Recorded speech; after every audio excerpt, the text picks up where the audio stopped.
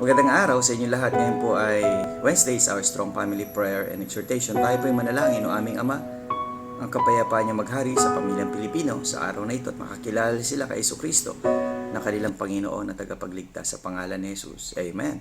Well, let's proceed to Philippians chapter 2 and verse 29. For unto you it is given in the behalf of Christ, not only to believe on Him, but also to suffer for His sake. Well, napakaganda ho na tayo ay sa buhay na ito, tayo nananampalataya sa Panginoong Jesucristo at sa ating pananampalataya sa Panginoong Jesucristo ay maraming challenges, mga paghamon sa buhay, but alam nyo lahat ng pagsubok na darating sa atin ay alam naman natin malalampasan natin ito sa tulong ng Diyos.